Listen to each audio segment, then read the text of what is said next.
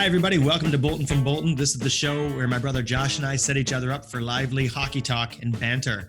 This is our Stanley Cup 2020 playoff special series going here, and we've really got stuff to talk about because we are after the first couple days of action. I will say right now that we're recording after the first 2 days before the third, or I guess game 2 of any series has started. So every series is at 1-0 right now, just to be clear. Now, technically, there's a few more, and I think Josh might have a little bit of information than I have on a couple scores, but we'll keep that. You'll keep that to yourself. Maybe. So anyway, maybe. So, but anyway, just consider that we're talking about what's happened after all of the first games of each series, the first 2 days of action. One thing that occurred to me, Josh, I wanted to say, well, by the way, I could ask you how you're doing, maybe. Would that be polite? Well, I'm back home from the cottage. So I got home Friday. The game started Saturday, and I've watched almost every minute of all the games. So it's been it's been fun. It's been crazy fun. It's like March Madness, and I'm loving every second of it. Right, and you're extra busy because you're doing all your tough call stuff, commenting on all the disciplinary stuff and all the hits and anything to do with the suspension or anything, haven't you? Well, somebody after Game 3 commented on my Twitter. They're like, "Yep, there's only been 3 games and you've commented on 5 or 6 hits already. So hockey is definitely back." LOL. Yeah, tough call is a barometer for whether hockey's back. He is active as anything, but we're still finding time to join us here. This is awesome, man, because we got all kinds of stuff to talk about. One thing that I just, a couple things that just stood out from the first couple of days. I was watching lots of action. One of these things that occurred to me is the home ice advantage in the playoffs. It's always a big thing, but I'm feeling it like it seems to be quite muted right now. It's almost like it's nothing. And a few things occur to me in this. So when I'm watching, I feel like they're playing goal songs for both teams. So the other team scores, and it's like the visiting team scores, and they've got it all rocking. Can you imagine if you're in another building and they start playing your song while you score? Like, what is going on? I remember, I don't know. Actually, I'll bring it right now. I remember back in junior, we had Chris Donnelly on the bench, the Dons, and I remember our announcer was like, "And now welcome the Amherst Ramblers." And he goes, "Since when do we invite other teams to our friggin' building?" Although he didn't say friggin'. And he was chewing his gum and looking angry. He's like, "We don't welcome anybody." So it's like, but it seems like everybody's getting that treatment in this. They're getting the big announcements on the goal calls as if it's like they're talking to the home crowd. Because I guess they're trying to think about the people at home and your team scored and we're going to go. But what do you get for the advantage? You get, face-offs and last change. But there's a lot of stuff in the playoffs. What have you done all season to get to this point to have the home ice advantage, right? It's a big thing. There's a lot taken away without the crowd and the whole intensity and the pressure on the referees that we talked about, the pressure on the other team. When the momentum gets going, the visiting team is like, how can we overcome this wave? You lose all that. But they're taking away even more because, they're even having like a visiting goalie makes a save, and then they've got his like picture up on the corners and everything like that, like, whoa, big save. And it's like, all kinds of stuff like that. So, like the visiting team goes on the power play and they put up like power play, and it's like the guys, it's just, what are you doing? Can we give the home team something for being the top seed? What do you think of all this? The more I thought of it from last time we talked, I'm telling you, like, they should have everything the home team has. When Columbus plays and it's their home game, do the cannon when they score. I don't know why Gritty wasn't invited to the bubble for Philadelphia. That was a real miss by the NHL. He totally should have been there. But stuff like that, they should totally get more. As a coach, I do look at things like last change, and I'm in my zone, in the coaching zone. Yeah, they get a lot of advantages, but yeah, they should be doing a lot more fun things like that for the players. Yeah, they're doing a lot of fun, but they're doing it for both sides, and I just feel like it should be flipped, right? You get these first 2 games, then you get more of the attention on the second 2, and you don't get fanfare when you're the visiting team. You get, they can't pump in booze and stuff, but it should be like, Well, they should. Yeah, I mean, I don't know. Yeah, I know you said Crosby and all that, Crosby, all that stuff. Like they should be given everything. I mean, I know what you mean. Now, then you'd have to go so far and really, I mean, it's already a lot of work to put together this, but how far do you go trying to create it like a real thing, and how would people react and all this stuff? But at least those things, I just didn't. I don't get what's going on. I know they're trying to make it better for the viewers, but like, man, it's a little bit of something. I just don't see what you get. So that reminds me of actually something Craig Simpson said. He had like the best quote of the night and then the worst quote of the night. It was nuts. It wasn't the same quote, but he was just like, it was funny because Freddie Anderson made this save, and I remember tweeting out, I was like, that was one of those ones where you're just sitting there going, okay, well that's 1-0 finally, like that's a goal, and you're just sitting there not even reacting, just waiting for the game to stop. And then I was like, why is the clock still running? What? That he saved it. And then Craig Simpson made a comment that I think the fake crowd noise in that case did that save no justice. Like it was almost a shame that there was no real crowd there because they would have been losing their minds on that save. So I have a note on that. I remember that one. Yeah. Yeah. Okay. Yeah, I remember that save, and I was like, oh man. And then you see the replay, and you go, oh my, he got the toe out and everything on he made two of them. Yeah. Like a toe and then a second toe. Anyway, so yeah. He commented on that, and it's like, yeah, the crowd would have been like, that would have been huge. I know, but then he also momentum. had the worst quote of the night because it was a 2-goal game? I can't remember. Anyway, the Leafs were down, and it was before the empty net, so it was probably a 1-goal game. But anyway, and there was 2.5 minutes left, and I remember that because I tweeted out about this. And Freddie Anderson made a save, and he's like, oh, and remember that save, because you know how they always do that, remember that save if the team comes back, because it's like, but there was 2.5 minutes left. It was like one of the only other saves he's going to make for the rest of the game. How are we going to forget it? Like, remember that save? But it just happened. Like, remember that save, and it's also at the end of the game, like near the end of the game. I do remember that, him saying that too at the time. But it's just telling us to remember that save. It's in the last couple of minutes. Like we got it. We're aware that was the big one. They come back. I know. Yeah. It's intense. We're into the final stretch here. Okay, the save is fresh. But yeah, I know that these guys, they can't just be on all the time.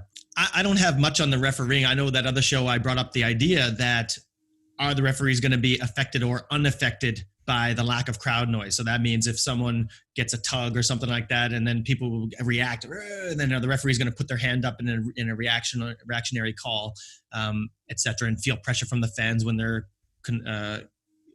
consulting each other and all that stuff. I saw one incident early in the Edmonton game where McDavid got slashed, and it just looked to me like I was like, oh, and if the crowd was just like, oh, it would have just brought attention right to it, and he would have had to call. I felt like that was one where it really would have been a call. And again, I'm not saying referees are all biased and just play to the crowd at all. No, certainly not. They're objective, but it is true. You get things brought to your attention. That's why guys react and pull their heads back and all that stuff. They want to, or they go down a little bit. They want to show the referee, look, I'm getting hooked, I'm getting whatever. And the crowd helps do that sometimes. And I felt like that would have been one, like an easy call, but yet it just went on like nothing. And I was like, holy crap, there's a PP for the Oilers gone, right? They didn't get their home ice. So did you see anything about the refereeing at all that occurred to you that seems different and or comment worthy? Yeah, I think the refereeing is fantastic, actually. I am very, very pleasantly surprised. There has been rarely a time where I've been watching a game and I've been going like, and they haven't called it. I'm usually doing that, and then they call it, and I'm like, oh, okay, good. I don't have to get freaked out here. Like, they've been very good. And what they've done, I think there were 17 penalties in the first game. The Rangers were 0 for 7 on the power play against the Hurricanes. I think there was something crazy like that. Well, that's a brutal stat. Holy. Like, something today I even noticed, like, they're still doing it. I know you haven't seen the first couple of games because of the time zone, but I will say that what they've been doing is calling early penalties, like very early penalties, and stuff that you wouldn't normally call, like a little tiny cross check. And they're like, you know what?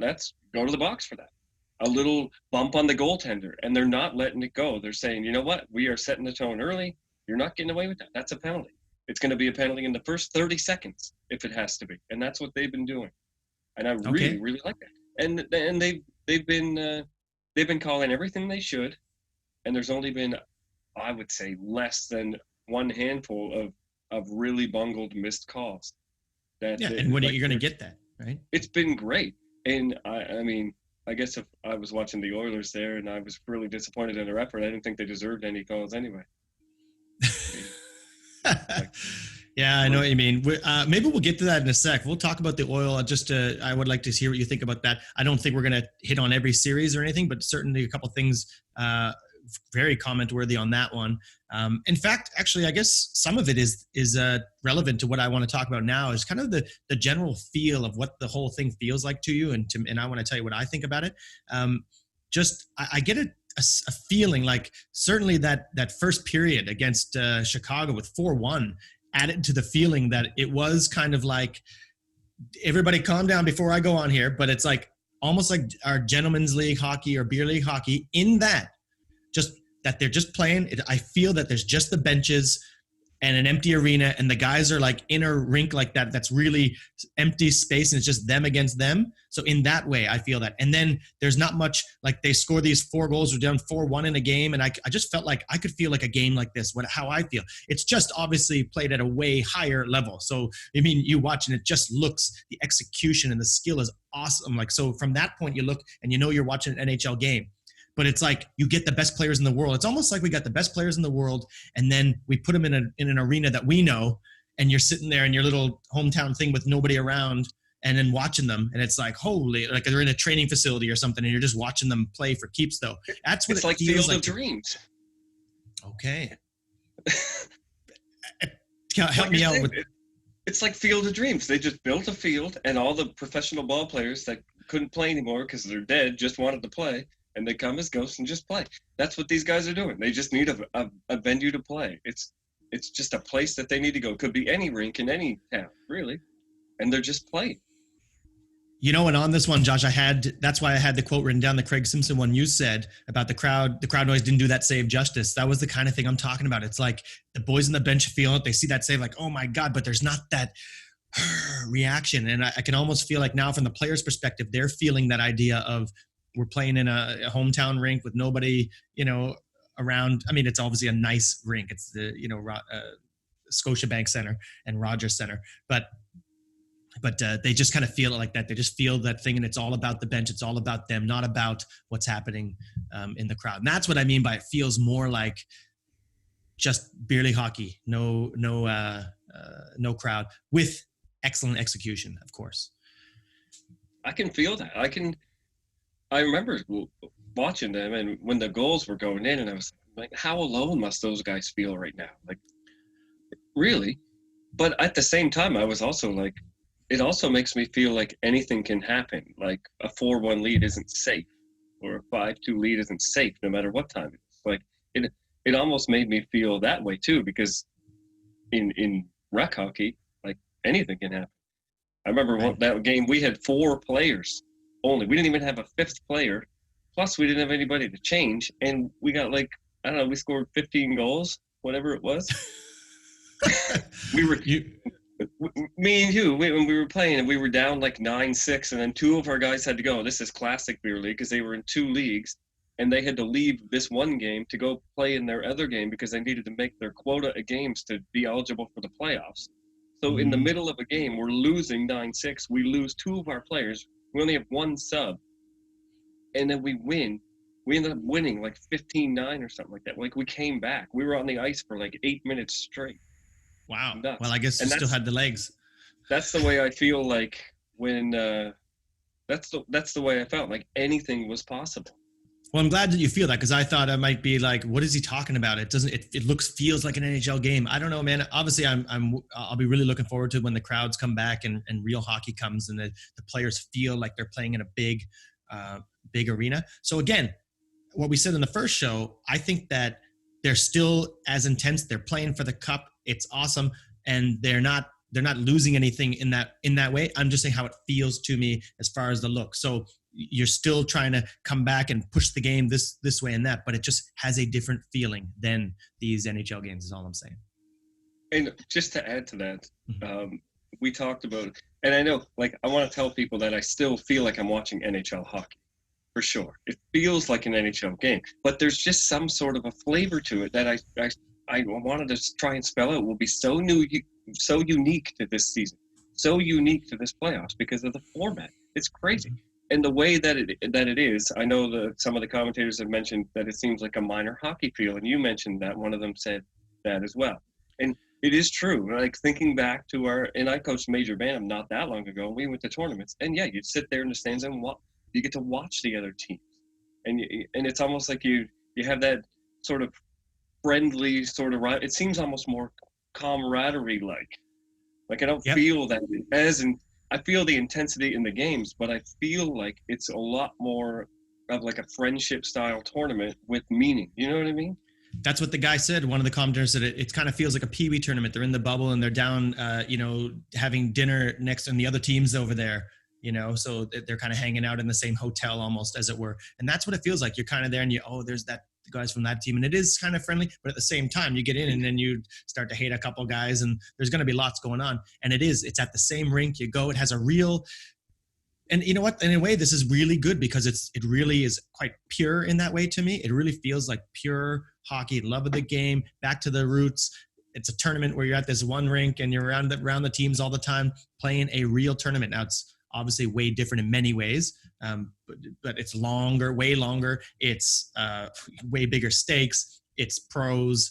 It's big business at the same time. Like these guys this is their job. So it's a whole different thing, but it still is like very pure in the way. So I just love the way it feels in that way, but I don't like how it feels that I wish there was a little more of the life of the crowd. But yeah, what do you got? I forget you're not on Twitter, but like there was a tweet right before the game started. David Pasternak's Twitter account tweeted out, "I think Tom Wilson is the best scorer in the National Hockey League." And then Tom Wilson writes back, "Oh, thanks for that, but I think it's Ovechkin." And everyone is commenting, including me, like, this is what happens when you leave your phone at the dinner table and somebody swipes it, or like, it sounds like somebody hacked your account or something, because you'd never say it. Like, the players were having so much fun with it, and all the media was having so much fun with it. And it just feels like that translates onto the ice. Like, these guys are getting a chance to be around each other in an atmosphere that they would never normally get to, and they're having a lot of fun with it. And I think that is translating to on the ice a little bit. So I've been following all the games. I've been watching at least some of all the games, but obviously it's no secret I'm most interested in the Pittsburgh Penguins-Montreal Canadiens series. That's kind of my horse in the race. Pittsburgh is my favorite team. Detroit is not in, as everybody is aware. But anyway, so I just want to comment on something I saw in that, because I also think it's a significant thing to comment on, that Montreal has taken the first game. Now, how I see it is this, because I know people might say, well, look, see, this is like what can happen in these short series, blah, blah, blah. But I really don't feel there's much of a reason to panic. I don't know what you think, but I mean, at the end of the day, it seems that their strategy is kind of survive and see. So just survive the Penguins onslaught and then see what happens. Survive and see. And they did that. And then Carey was Carey. It was worked out perfectly. Carey did everything in the first period to keep them in. They got their dirty bounce goal, right? The Pens are 1 for 7 on the power play. That power play could have won it easily for them, right? Had the missed penalty shot, of course.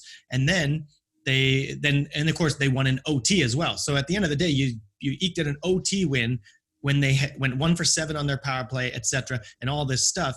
And it worked out to be basically the perfect storm for Montreal to win the game that they had to win. And I just don't think that survive is a strategy to beat a really good team 3 times. And that's why we have a series of 5. So if I'm the Penguins, I'm thinking, yeah, we just do half of what we did and we got a win. We're going to be back in the series right now. This could all come back in my face. They're playing currently. They're in the first period probably right now live. So I don't know anything about today's games. I'm going to have to see it all after. I got up this morning, getting a few things done, getting this going. I got hockey all afternoon and today, but so that's kind of how I've seen it. And I kind of compare it to where you've got the Columbus and Toronto one. It'd be an upset. I mean, the lower seed won and they're down 1-0, but I felt it was a different kind of beast. Like Columbus played a good, hard game. It was hard for Toronto to get anything. And it was, it could have gone either way. So I still have Toronto picked, but it's not as like, oh, it was like we did everything. They really eked one out. But that's how I saw the Montreal-Pittsburgh one. So I wouldn't be worried if I were in the Penguins camp. Just keep going. They got to beat you 3 times. And what are you going to do? I'll tell you what the Canadians are going to do is they're going to dump it into Jack Johnson's corner. What the heck is that guy up to? Like, he's brutal. He is brutal. I mean, when you look at the first goal, he was way over on the hash marks. He's a defense in his own end. What is he doing over where the winger's supposed to be? And then when he tries to get back to where he's supposed to be, he knocks Rust right over. Like he ran right over his own guy trying to get to where he was supposed to be. And then the puck is laying in the crease, and he knocks what the heck is his name? Kotkinen or whatever. Koskinen geez, we're going to get murdered here for the what is his name? I can't remember, and I really like him. But anyway, he scored, and Jack Johnson may as well have knocked him into, may as well have scored it himself. The puck's laying there. I just knocked over my own guy, the only guy that is available to try and stop you from scoring, but you haven't quite put it in yet, so I'm going to push you and the puck into my own net. That's my plan. Okay, well, I guess that's something that's legitimate to attack and address. It's not just bad luck. Him and his partner were both in the same corner, and I'm going to tell you, it wasn't Jack Johnson's corner. Well, he doesn't do anything useful. He doesn't really do a whole lot of positive. And when there's something wrong, I can guarantee you he's going to be involved in that footage in some way. I don't understand why he is with Schultz, and I don't understand why he gets so much ice time. Wow. Well, that's something I'll have to pay more attention to. The very first idea I have on that, he probably plays with Schultz. The idea is Schultz will get to go and do whatever he wants, and then Jack Johnson will kind of stay home and clean house and cover up for him. He doesn't know where home is. He's like the ball at Happy Gilmore, and you're just going, just go back, just go to your home. Just go home. He doesn't understand where his home is. All right. Well, I'm going to leave it on Jack. That's it never occurred to me. I'm going to pay attention to see what Jack's doing because I thought he was okay. But I guess, these are real things that happen. You saw it. I'm looking for it. All right, guys. Jeez. Poor Jack's getting attacked here. How about your game, the Edmonton-Chicago one? How did you see that? If you want to attack people, how did your Oil do for you? Well, they could start by trying to win a face-off, for one. That's not cool. Every draw, Taves, McDavid, boom, draw, Taves. He lined up with Draisaitl, same thing, boom, done. It's I don't know if you've ever seen the movie Date Night, and it's got Steve Carell, but Mark Wahlberg's in it, and Mark Wahlberg never has a shirt on, and then Steve Carell is after nowhere, and for the love of God, will you put on a shirt? That's the way I felt every time I watched a face-off. For the love of God, just win one. It's crazy. And they scored a bunch of goals off face-offs. And then a face-off is just a representation of a one-on-one battle. They didn't win any one-on-one battles. If it wasn't for their power play, they wouldn't have even pretended to win in the game. And my favorite part, everyone's oh, they shouldn't have started Mike Smith. Yeah, he was the issue. You ever try and stop those shots? No. Yeah, they were good. It would have been nice for him to make a save. Most goalies are supposed to make the saves they're supposed to make, and then you want them to make that one save that they're not supposed to make. But he could have made 7 saves he wasn't supposed to make, and the Oilers weren't winning that game. It was pretty sad. It was embarrassing. It's the playoffs, and you didn't even come saves, ready. Yeah, speaking of saves you're not supposed to make, that one on Matthews, that was a great looking save, and he made all kinds. Corpusalo flashed the glove on him there, and he made all kinds. So that was a big thing. And Freddie too. Freddie made some big ones that kind of one that you're not supposed to make. And so you can't really blame anybody on that one. 1-0 game. Holy. But yeah, I know what you mean in the Oil one. I was just what's going on? But this is they had one exhibition game, and then they get into this, and all of a sudden it's this is on. Chicago woke them up. We'll see. I think everybody can give their head a shake and come back in the second game. You don't know what's going to happen in these. I think we'll know something will settle into something more after 2 games in the series. But some of these series might be close to over if somebody, grabs a 2-0 lead. But at least I think we're going to see something different in the second game. You can't have it like that. Well, I told you that the Hawks know how to win. They'll remember how to win. They can remember how to win at any time, and they did. But they played the best game that they're going to play. And it would be different if the Oilers played well and lost. But the Oilers played the worst game they were ever going to play. So the Hawks will never be better than they were that game. And it was still only 6-4 or whatever. And the Oilers can be infinitely better. So I'm not really that worried at the moment as an Oilers fan, but I'm definitely disappointed. I can say that, Yeah, and it well, makes that's me all. frustrated. It makes me think that was a game at 4 in the afternoon, so that was great, and it was basically over by 4:45. But tonight is at 11:30. Do I want to stay up for that garbage, or are they going to make it worth my while? And I hope they make it worth my while. Right. Well, I think you owe them going in to see what's going on and then see if you get some. If they don't, then you can really have a lot to gripe about. So I want to go into this Scheifele thing. I mean, it's a big issue. It's a popular issue. I think it's worth us having here. Obviously, Tough Call is dealing with all of this stuff, but I think our show, this is really something that we ought to, because there's so much gamesmanship going on in it. There's so much. It's a big effect. Scheifele is hurt at the moment. I mean, will he return in the series? That kind of stuff. We don't have all the inside. We're not the insiders. I don't know if he's coming back and all this stuff. But I want to talk about how you saw it, what you think about it. You can go ahead and start on that if you want to tell me what you think about the whole thing. You're the pro. Well, I mean, it's Tkachuk. Like, it's Tkachuk. That's all I can say about it. Really. Okay. Now, as far as taking Tkachuk out of the situation, if I'm looking at it as player A and player B, with Scheifele being A and Tkachuk being B, player A goes into the boards and he makes a nice cut up the boards with the puck to try and avoid and evade this checker. Player B. Player B is caught off guard and tries to turn with him and can't because it's such a sharp, tight turn and he's going too fast. And he just can't make the turn and his leg goes up. You could see his skate bounce on the ice a few times. It's not like he went in trying to stab a guy or anything like that. His skate just couldn't make the turn in the position he was in, and it was in and out of ruts, and it bounced up, and it happened to hit him against the boards. I don't think it was his fault.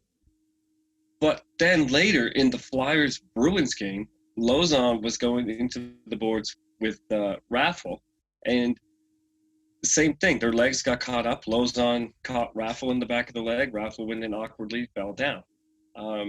But there was I wasn't like, oh my God, what a jerk, because he actually had his stick on the ice. You could tell he was trying to make a play on the puck, and then he made a turn. He actually won the battle and made a turn for the puck. But there was no question of his intent because of his body posture and the stick on the ice. No, he was puck focused. And Tkachuk is never puck focused.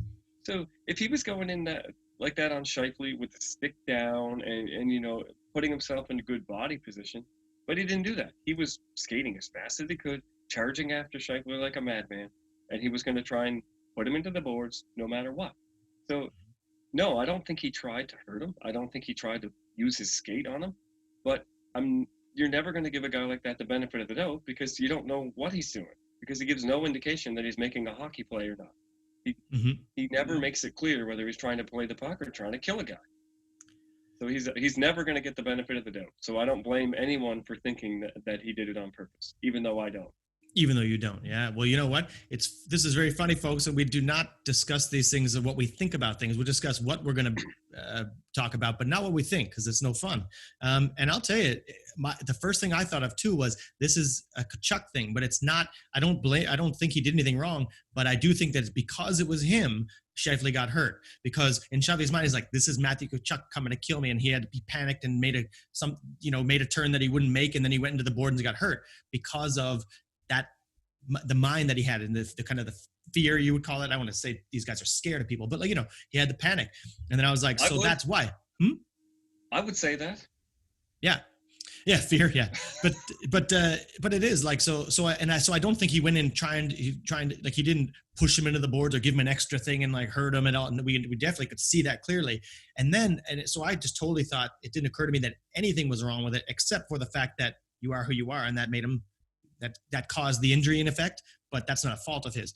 But then Paul Maurice comes out with the whole thing, and he like totally went in and tried to stick a skate out and all that stuff. And then I started going, what is he talking about? And then he said, oh, you look on the other view, and I looked, and then I could kind of see what he was saying with the skate does come up, but I don't think it had anything to do, like he's trying to get his skate out and trip him or anything like that. I just didn't see that. So the way you described it, I'm down. Yeah, I don't see it, and yet, if he was on trial and a court of law said, you know what, based on this evidence, we feel that he did, I'd be like, okay, that checks out. Like, I I don't think he would ever start across the ice and say, I'm going to stab a guy right now. But I think he would go across saying, I'm not really worried either way what happens. Yeah. I'm not going to try not to stab a guy. Yeah, that's what Paul Maurice said too. He said he don't think he's going around, I'm going to stab him, but yet could you even have the idea that you're going to use your blade at all? I don't know. Like, people stick out the leg sometimes. Like I said, I don't think but I think he would reach with any part of his body. I think he would just say, I need to make some sort of contact here. And if I get close enough, I'm going to reach out with anything I have to try and make contact. Mm-hmm. And I don't think he's thinking about it. I think he's just saying, that's my body part that's closest to this guy. I have to try and get it. Now, I also think his skate bounces off the ice because of the turn. But again, it's Tkachuk. When Lozon did it, I didn't think that because he was playing the puck and he won the puck. And that's why, you don't give this guy,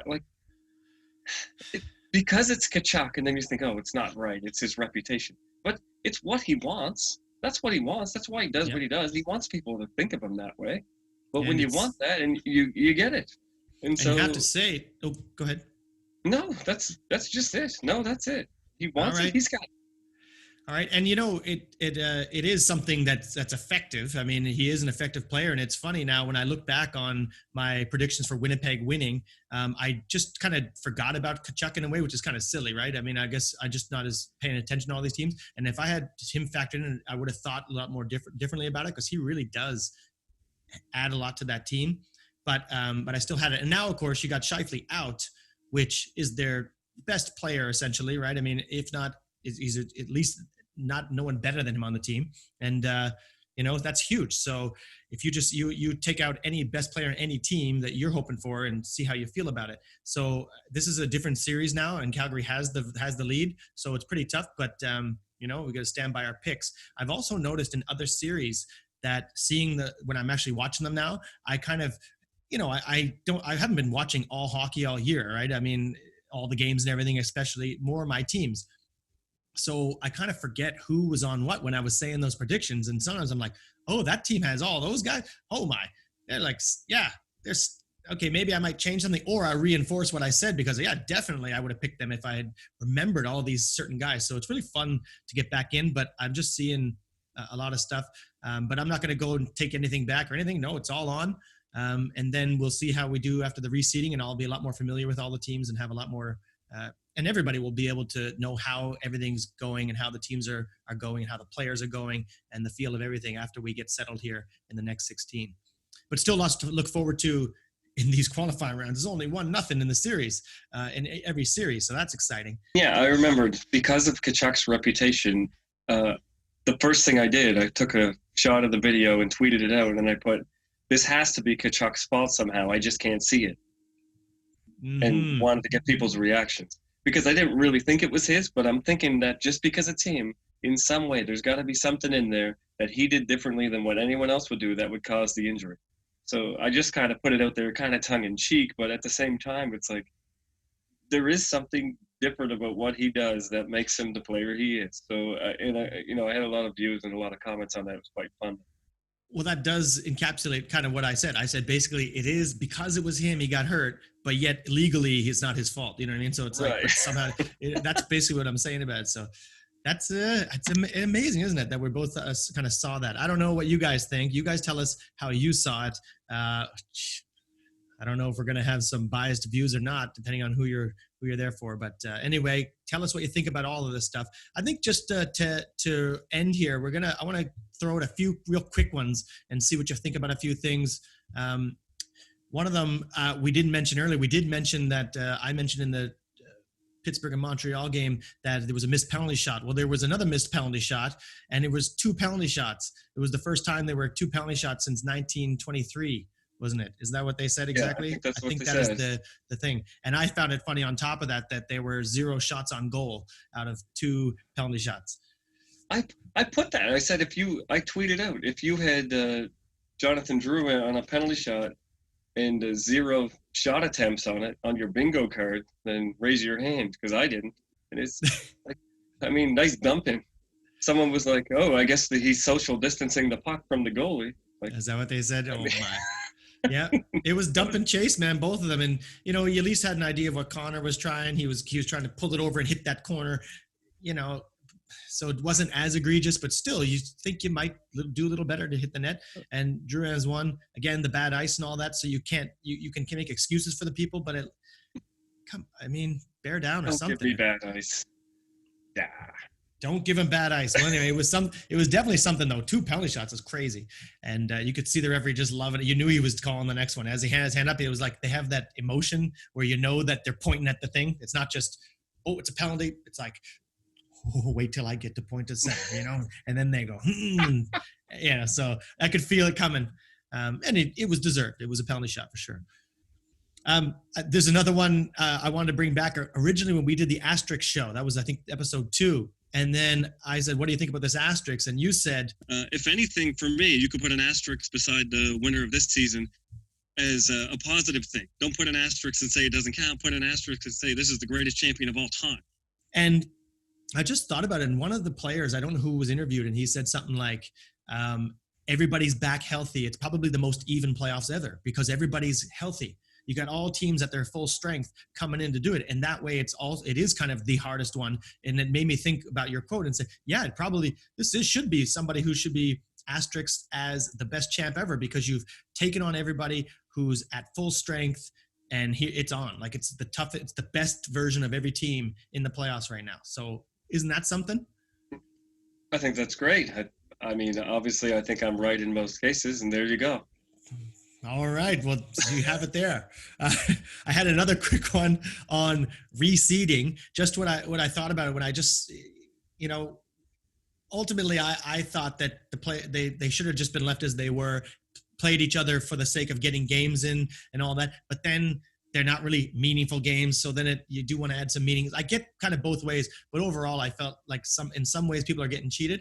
But regardless, they are reseeding, and I saw Philly beat Boston, right? And I thought, well, geez, like Boston deserves to be the top seed. But then I thought about too, you got the Colorado St. Louis, and it looked like they were on their way to the end of the season to like really decide who's the top seed. So it's like fair enough that you're in this little playoff and see who really deserves it, right? But in the Philly Boston, it would be a different gap, and they don't deserve it. However, I thought that at the same time, it's like, okay, you're the top seed now. And you're in the playoffs. It's the playoffs, right? You got to be ready. Like Tampa Bay won, had the best season ever. They come into the playoffs and they lose to Columbus. You don't go, oh, well, it's not fair. They were the top seed all year. And now they come in and get beat by the team. Well, so you should be ready. You're the top seed. So I kind of countered my own argument, thinking like they don't deserve to be reseeded, but be ready. Be ready. Be ready. If you want the top seed, win the top seed. This is your chance. Do it. All right. I was down with that. I had one other one. This is a very small one. I just get a little sick of this, the no chance for the goalies. They go, and he had no chance on that. He had no chance. They're all saying it for a long time. I heard it a lot in this start of this playoffs.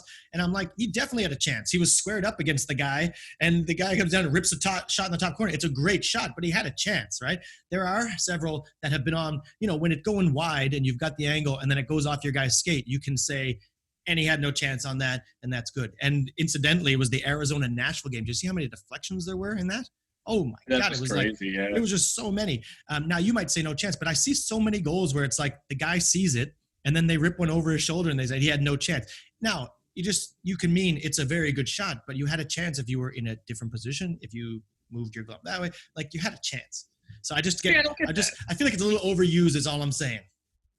They give the goalie the benefit of the doubt on those shots. They say, oh, he had no chance. It beat him. No one's going to save that. But whenever it hits the post, they always want to go to, he beat the goalie, but not the post. Well, no, he didn't. Give the goalie the benefit of the doubt on that one, that he cut the angle enough that the shooter only had enough to shoot at, that he would hit the post, and the net was covered. I know you dump it off the glass. They don't go, you beat the goalie, right? Like, you didn't beat the goalie. You got to get it in the goal. Like, it's not... he beat the goalie, but not the glass. That's a good one. But that's what they do. But then they would always say, oh, he had no chance. Of course you have a chance. Yeah, he had I've just seen a few of them where the guy's actually one-on-one, looking at the guy, and they've been calling no chance. So and I saw it more than once. So I was like, just going, what is going on here with this thing? just calm down with the note. He has no chance. He had no chance. It's in the announcer's handbook. They got to throw it out there. Anything? Right. One more thing about seeding. I don't know if you saw the end of the Colorado game. Nazem Kadri was 1-1, and Colorado got a power play, and they scored with, was it 0.1 seconds or 0.00 seconds? But anyway, it was a long review, and I tweeted out immediately, like, I'd give it to him. Put it on the board. Let's go. And then they did. So I have a couple of St. Louis fans that follow me that were kind of rattled. And so I did. There's this one in particular that I felt bad for. So I wrote, sorry, man. That must have been a heartbreak or whatever. And he was like, it was frustrating, but I mean, they're in. It's just a seeding game. Who cares, right? So does the seeding really matter for these guys? Right. I know what you mean. I mean, and as I said another time, right, it could be that another team where they get reseeded, you might wish you were like third seed instead of second. If you get some team, like imagine you get whoever, you're like, I'd prefer to have. So you really don't know how it's all the bingo balls are going to fall at the end of it anyway. I mean, it isn't random, but it is kind of, it's really unknown. So I mean, the reseeding, it seems like the fans don't care that much. And even if it were the playoffs, right, you could say whatever you want to, but you could also say, it was in. So I mean, what can you do? Like, oh, sorry, man. Like, well, I don't know. What can I do? Sorry, your team lost. Like, that's essentially what you're saying, right? Because was it over the line? Wasn't it? I don't know. Yeah. But I thought it was. I thought it was in. But I'm not a Kadri fan from the Toronto days. I just used to make fun. It's like actually funny. I don't think I have anything against old Nazem, but I just thought he was a little bit of one of those little rats that you don't like on the opposing team. But it's really funny. I guess I played it up more with my Leaf friends. So that's it turned into this thing. And actually now he's on Nate's team. It makes me like him more. So there you go. I never really had that big thing against him. And I remember one time he was in it with Crosby one time and they were going back and forth years ago. And that maybe turned me off of him too. So you get these little biases, don't you guys? And that's how it works. So I think we're done, covered a lot of stuff today after the first 2 days of hockey. It's really exciting. I'm going to go get to watching some of these games and get out of here. Everybody, let us know what you think of any of this stuff. What do you want us to address here? Like, something that you would like to hear us talk about on this, make it more fun for you. Please get involved in this stuff. So leave some comments in the comment section. And anyway, guys, the big thing is just to enjoy your hockey. I can't believe how much fun this is already after only one game per team. And so what else, Josh, you want to say there? No, I tweeted out, like, it was like before the 11:30 game last night, before Vancouver even played. And I can't believe how much hockey I've watched in the last 2 days. And I'm tweeting out, I can't believe it's only day 2. Like, it felt like it's been a week already. It's nuts. It's awesome. And I'm all in. All right, guys, all in. We'll see you guys next time.